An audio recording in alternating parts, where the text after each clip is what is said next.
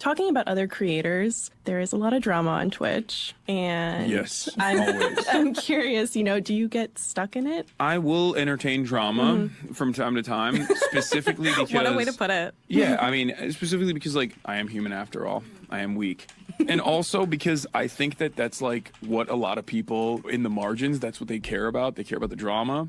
So I'll use that as a launching point, as a jump-off point to, like, go back to more serious news coverage. And educate them. I use it as an opportunity to educate my audience. So, like, I bring in the eyeballs for playing video games, or I bring in the eyeballs with a collaboration, and then I try to refocus their interest on something that's, like, genuinely important. And for every, 3,000 people that come in just for the drama, if 500 stick around to hear my coverage on what's going on in Rafa, right? And then that's great. That's what I'm trying to do. The reason why I'm trying to grow always isn't necessarily because, like, I'm on my Sigma grind stage. I'm always trying to max out on my revenue. I'm rev maxing. Like, no, it's also because, like, I wanna bring awareness to certain causes and try to instill some charitability in a broader audience. That, I mean, that's like an interesting idea there. We'll keep going, but the idea that Hasan Piker is saying that he instrumentalizes both drama and the desire for consuming content around drama to bring people into broader conversations they might not be privy to otherwise. That sounds fair. But is that true? What drama does Hasan instrumentalize? And it's funny, not to jerk myself, but, like, this is literally what I do, right? Like, this is like the back and forth of, like, yeah, we'll have on the Lav and Mr. Girls, and then we'll read books. Or, like, yeah, we'll do, like, the crazy Orbital Wars, and then we'll read, like, a UN report. Or, yeah, we'll do, like, this is, like, my content style. Like, is he going to say next, like, Hasan paved in his own? The only drama Hasan gets involved in is when he's dragged into drama because he's getting called out on something. Isn't it so funny how people take Hasan at face value when he's lying, but you get second guessed and have your points misrepresented all the time? Yeah, seriously. Like, I like how Hasan literally could have just said anything here, and the guys be like, yeah, that's true. Like, yeah, actually, actually, that's really, he instrumentalized it. That sounds fair. I'm not mad at that. We'll keep watching. Like it if you're here. We'll then listen to what I have to say on certain issues instead of going, oh, I hate that guy. That guy's like a socialist with a nice car. That guy. So turning these, like, God, the cringe voice, dude. If I ever talk like this, hey, I'm Destiny doing the podcast today, guys. Yeah, what are we talking about? Oh my God. Dramatic moments and like beefs with other creators into teaching moments for your audience. I try to, yeah. Like, the last round of this was, like, so laughable to have this conversation and, like, with adults, but Are we bringing up Destiny? Is that what yeah, I was about to say, like, and I just want to note the name Destiny was said by a host of a podcast that we are listening to. That's who brought I wasn't good at name names. Yeah, no, there's a content creator who, like, loves debating, doesn't really care about any of the things that he debates about, but, like, he will assume, like, ridiculous stances, ridiculous positions. He's relatively skilled in rhetoric, not ridiculous positions, ridiculous, like, yeah, okay. necessarily very knowledgeable on the issues, but rhetoric goes a very long way in debates. But beyond that, this dude is very edgy. Loves saying gamer words, the N-word specifically. Okay, so let's pause there for a Like, second. this funny thing, too, is how much of an... Like, that's not even really what I'm known for in wider political spaces. Unless you're like Hasan, right? Like, people that are inviting me on, like, Breaking Points or, like, Ben Shapiro, Jordan Peterson are like, oh, yeah, we're going to get Destiny on because he's, like, the N-word slur sayer guy. Like, that. These are just, like... These are, like, caricatures of me that have been created by these, like, crazy online lefties. They're like, oh, yeah, Destiny, prolific N-word. Like, yeah, okay, dude. Second, so... Why do they all have so much trouble saying your Hasan name? Everyone knows who they're talking about, but they avoid it so much. I don't know. Maybe because they know they're full of shit. I'm not sure. Why not just say, like, I don't really talk about Destiny. I don't want to talk about that. Okay, so let's pause there for a second. So, honest question. How are we supposed to reach the truth without debate and conversation? Do we need some dialectical method? What is the alternative method these types of people offer? I've never gotten a good answer. They don't believe in debate because they want to kill people that disagree with them. I'm not joking. That is like the lefty. That's why Hasan said re-education camps. That's why non-compete said re-education camps. That's why lefties had re-education camps and gulags.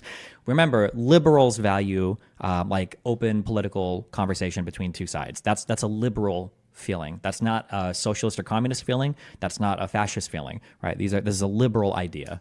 Illiberals tend to not care as much about that debate. They'll point to having these ideas in society, period, are harmful or hurtful. They don't want them there at all. Hasan just said that there's a kind of creator who loves debating, doesn't really care about any of the things that he debates about, and is relatively skilled in rhetoric. I think this is really interesting. I think we can learn something about this, and I know a lot of us. Wow, so interesting. He's made these claims without asserting any evidence, but they're going to bring the evidence now for this, I'm sure. Okay. Know this history, but we look back in the history of philosophy, especially Greek philosophy, you see a distinction between, let's say, like a Socratic figure, right? And what marks a Socratic figure, or literally Socrates followers, Plato's students, was an underlying motivation for knowledge and wisdom. In particular, an underlying motive for knowledge of oneself and understanding oneself such that they can understand the world around them and seeking out ideas like truth and justice. And of course, a knowledge of their fundamental ignorance. You see this in all those dialogues. Now, there was another type of person operating in that context, the sophists. You hear like sophistry. And these are people who are skilled in rhetoric as an art, who are good at giving convincing speeches. But these are often people whose... I think one of the most annoying things, remember I say people wield things aesthetically while divorcing the function entirely from it. This is a really good example of that. So an attack that's used over and over against me is that Destiny obsesses over rhetoric, and that's it. But the reality is rhetoric is actually my weakest part. It's funny because if you listen to any of my debates, rhetoric is the thing that I struggle the most with. That's why I have notes on like, okay, well, how can I improve my rhetoric? Or that's why like before a debate, that's why like I'll try to make, wait, why can I not open these? Oh, like I try to make like rhetorical approaches. Like I try to strategize for this ahead of time because rhetoric is my weakest point. Rhetoric is the only thing that people I debate have. I think I had more notes for rhetoric in this debate than literally anything else, actually. Yeah, like rhetoric is the thing that I struggle with the most. It's the only thing these people have. Like, ironically enough, these people right now are engaged in pure rhetoric. There is no factual foundation for what they're saying. This is another reason why when I argue about things, I always try to ground it out in some example, right? That's why I can show you like, oh, here's my notes for this. Oh, here are my debate prep for this. Here's an example of what I mean. I'm trying to ground things out in examples so you can see like when I say something, there's like a real world analog to what I'm saying. I'm not just like spewing random, right? Whereas we're like, oh, Destiny, all he does is rhetoric. No, my dream debate is just like autistic quibbling over discrete factual events. That's what I prefer the most. But most people don't do that. They speak in broad strokes and in narratives and in stories, which is the thing that I have the most trouble with. It's very unnatural for me to do that. I don't think that way generally. I'm like, give me the stat and the figure. Like that's my brain, which is funny because I also get made fun of on the right for that. People say, oh, what's wrong, Destiny? You don't have a study to show you that getting cut isn't good for your relationship. Huh, you need a study for that, right? They'll make fun of me for the opposite thing. But it's so funny that he's engaging in like empty, hollow rhetoric right now while engaging me, whose biggest issue is rhetoric, of engaging in empty, hollow rhetoric. That's a wild turnaround to me. Like it's this is wielding these attacks as aesthetic over function, right? Like he just wants to appear intelligent and have these attacks, but they're like empty. They're the exact opposite, really. Giving convincing speeches, but these are often people whose like, is that me? Is that what you think? I mean, you think of Destiny? Oh yeah, he gives convincing speeches. And these are people who are skilled in rhetoric as an art, who are good at giving convincing speeches. But these are often people whose aim or goal wasn't self-interrogation and external interrogation about wisdom, truth, beauty, meaning. The motivation was currying favor, being on the side of the politicians, making money, convincing people to follow your ideological program, or just getting attention, right? So I think that when we think about debate and rhetoric, one of the things I think about is, what is the motive for those things? And here, at least, Hasan Piker is describing someone who debates because they love debating, debates because they're skilled at rhetoric, not because they are knowledgeable, not because they care about those things. And I think this is important. And I do think we'll talk about this more when it comes to debate. I always think the first thing you have to ask, or at least the first thing I would ask myself, is The first thing you have to ask is an unanswerable question that allows me to write off my opponent's position completely without ever considering it, which is, what's the motivation for my opponent to argue? Oh, I bet the motivation is something that's not good. Therefore, I can ignore everything they say. does this person care about the thing they're speaking on? Do they have an invested, emotional, or like in the Greek sense, pathetic, pathos-based interest in the thing? Yep. Or is this just like a sport or a game Yeah. for them? And then if it's a sport or You game, I know? can write everything And off. whether that's someone debating political ideas, debating their favorite games, debating music, people who love the thing are always going to be more interesting, and people that have a humility and are willing to interrogate themselves, always going to be more interesting. And of course, Hasan brings up that a lot of these people, one person in particular, loves saying gamer words, the N-word specifically. Is that good rhetoric? Is that good pathos or ethos? Careful, though, because you can't say if I engage in only rhetoric that I do logos, because that would imply that I at least have to have some factual foundation, right? Do people forget that logos is part of the rhetorical triangle? Like, And, you know, we don't have politics or stances on Wisecrack Live, but Henry, are we comfortable in agreeing that white people just don't get to say the N-word ever? Yeah, Are we comfortable yeah. with that as a stance? I think we are. Yeah. don't take this the wrong way, but you're generally quite unconvincing in an emotional sort of way, but much more so in an analytical way. I think if you were better at rhetoric, you wouldn't even have half the problems you do with these communities. You understand that you're just repeating what I just said. Yes, I'm aware of that. Yes. The rhetoric part is my weakest part. Yes. Which is why it's so funny to hear the opposite from these people. Just don't get to say the N-word ever? Yeah. Are we comfortable Yeah. with that as a stance? I think we are. Yeah. So yeah, I think that, you know, you just don't say the N-word, guys. Just don't. Even if, never mind. Which is so funny because like presenting that as a thing with no argument or Using the N-word as someone who is not a black person, what is the motive? Like that. Can you not see that like this would be the exact type of basically level analysis? Like how can you go on invoking like Socrates, like dialecticalism or dialecticals? Is it dialectalism? Dialectism? How can you invoke dialectics, Socrates, sophistry, all this, and then you're like, the N-word, As someone who is not a black person, what is the motive? like. Now, are we going to... Now, he said that he was interested in people that engaged in a whole bunch of, like, critical thought and questions. So we're going to say, like, well, the motive could be this or that, or the motive could be this or that, or maybe he blah, blah. Or is it just going to be like, well, the motive is racism?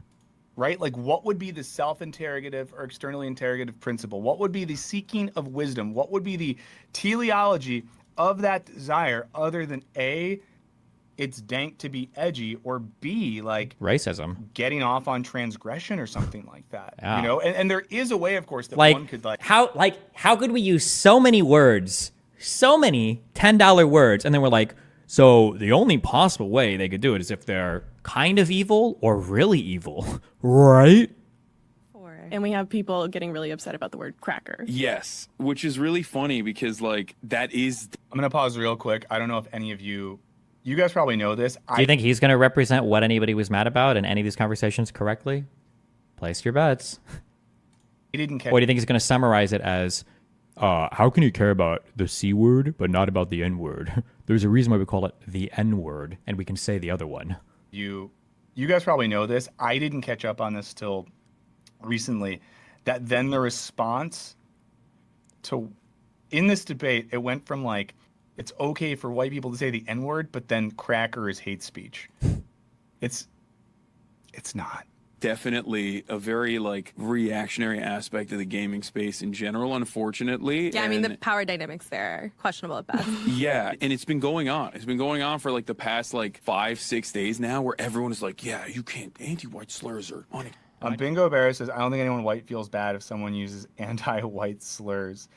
I do not feel bad. If you see me in the streets, Please use an anti-white slur at me and be It's creative. so funny that like creators like this imagine as they're speaking that like 70% of their audience is like black people clapping for how brave they are, when the reality is 100% of their audience are white people that are all clapping at how brave collectively they all are. It's like, God, I was a good Photoshopper. It's like they imagine themselves like this, but in reality, all of these people are just as white as Daenerys. Like, that's what's actually happening. Creative with it. Let's get back to this. Exactly, right? And it's like it's so obvious what's going on, but I do think that a lot of people get duped, like good-natured people that have some biases get duped into like reactionary framing on that issue. It's like bullying. It's wrong. It's bad, sure, but it's like when you make that comparison, when you flatten it out and say like this is all bigotry and it's all unacceptable, and the people saying that are literally also saying the N-word simultaneously, I'm like, well, you don't think that kind of bigotry is unacceptable at all. Kind of seems like you're making this a talking point because you want to expose hypocrisy where no such hypocrisy exists. So that It's also crazy that like the hardcore analysis on every single part of my character, everything I say, everything I say I stand for, everything, like none of that can be taken at face value. All of that has to be second guessed. Not second guessed, also just flat out rejected. It's not being second guessed. It's just being flat out. It's being rejected out of hand, right? But for Hasan, every single thing he says is gospel, especially when he's saying things about me. that's I try to use that as a teachable moment for We're going to listen a little more. He gets back around to some of the comments. Or maybe he's about to be critical of what Hasan is saying. other people who listen. Who are the other streamers that you do like that are focusing on politics coverage right now? And doing it well. There's a lot of great people. You got Sean the Black, Frogan, Caroline Sean the Black made death threats against me and says he wished that my ancestors would have been killed. Frogan uses racial slurs, celebrated October 7th, is pro-Israeli, pro-Hamas. Right now. And doing it well. There's a lot of great people. You got Sean the Black, Frogan, Caroline Kwan. Caroline Kwan said it would be good if I had never existed, called me a worm. 5-minute video. I don't think we've watched on stream before. Also spreads misinformation. She believes that Palestinians, Christians, and Jews all lived together in peace before Christianity even existed. Central Committee. There are a lot of like Twitch. Central Committee made death threats against me, said that when he sees me at TwitchCon, it's going to be on site. The guy is well known for introducing a black person because they were black. He thought they were progressive. They were actually a Project Veritas operative. He brought this person to AOC. He falsely lied on stream and said that he was ready to beat this guy up for it. But when the video got released, you could see him awkwardly shuffling around fatly in the background. Streamers specifically that also do political coverage. Carter's another one. Gremlo. I don't know these two people. So there are definitely content creators that are doing this sort of thing, but beyond that, I would say, in the YouTube space, there's a lot of essayists that are great. They write a lot of YouTube essays. They do a lot of YouTube commentary. YouTube. They're great. There's a lot of great people overall. None of them engage in debates, which is great. I hate people. Only like, for you. Yeah. No, I mean, I actually do spoke debates to you in from- 2021 about the Sam Cedar, Steven Crowder debate. Oh. And like how And I'm so curious, like, what the cognitive dissonance is here. So you're listening, so you just want to know this whole thing about how stupid and lame debates are and how pointless they are and dumb. But now we're about to do, like, the epic Sam Cedar. By the way, Sam Cedar is known as, like, a debater type person. That's, like, one of his big things that he'll go on and debate people. Do you think there's, like, any spiritual whiplash from this, or? how stupid it was. Yeah. I don't know if anyone remembers this. Were you around for the Sam Cedar, Steven Crowder debate, Henry? I vaguely remember, didn't like Ethan Klein surprise Steven Crowder with Sam Yeah. Cedar, and then he ran off. Yeah. It was not great. It was not great. Well, that's the thing. Like, debates are just purely for entertainment. I think it can have an. And then just note right here, this is the part of his comments that Destiny reacted to in particular. So the first thing you just said was debates are just purely for entertainment. And Maybe that's the cope that, like, oh, well, seeing Sam Cedar debating would have been funny, so that's the only reason we would have wanted to see it, I guess. Maybe that's the... Also, I like how, like, well, they're just spectacles that can bring some people over to your side. Yeah, isn't that what the point of a debate is? And also, it's the theatrics. It's a good way to maybe bring some people over to your side in the margins, but overall, it's not activism. It's not, doing something meaningful. It's not even like genuinely learning about an issue. It's more. It's not activism. Well, I mean, it could be a type of activism, I guess, but yeah, activism is a separate thing. It's not meaningful. I mean, by whose estimate, as opposed to what, going to a single protest? I mean, like anything can be meaningful. Obviously, there's like different room for all sorts of different types of actors in a political in like a political field. Some people are good at being politicians. Some people are good at being activists. Some people are good at raising money. Some people are good at volunteering their time. Yeah. So learning the talking points. Which honestly, That's the end of the interview. There's a couple other comments there. Again, that's on Wired. I appreciate that, Destiny. All right. Bye. Remember to hit that like and subscribe, and don't forget the notification bell so that my videos show up right in your feed.